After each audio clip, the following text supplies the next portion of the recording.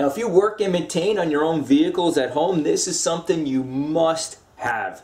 Big time saver, and it will save you a huge headache. Let me show you. So here we are working on the Subaru. This will be a video very shortly that I will upload regarding if you're not careful, you can easily blow $1,000 if you don't check something. And again, that will be up shortly, but right here at this junction point, at this coupling, I had a really tough time removing one of the fasteners. And here's the fastener that was giving me quite a bit of trouble. Let me show you precisely what the problem was.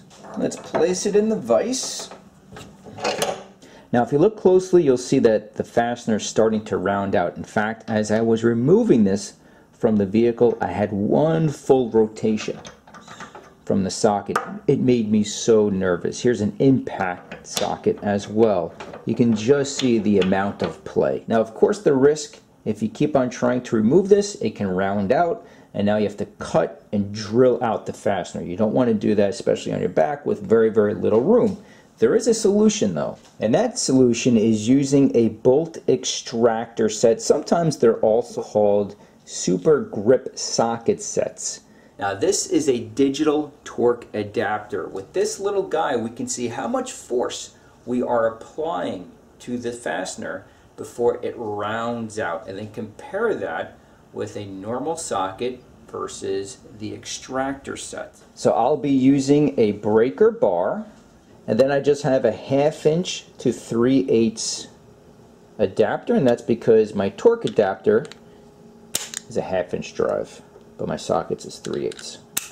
Okay, now the plan is to rotate this just enough so we can obtain a reading without stripping this any further. So just by the feel and the look of it, we can really crank this to the maximum. Now this reading will be in foot-pounds, so here we go.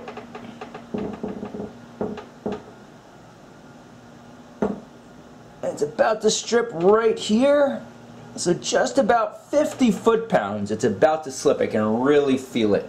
So let's remove our traditional socket, and this is the Sure Grip socket. Okay, here we go.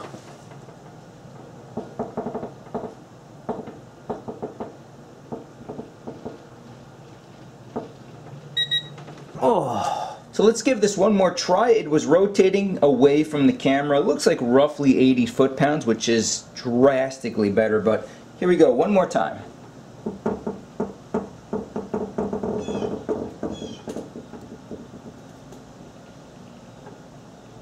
Oh, 74. So we were able to apply roughly 55% more turning or rotating power without stripping the fastener. That is huge. I know this may be sort of common sense, but I think a lot of people overlook this and they just jump the gun, cut, drill out.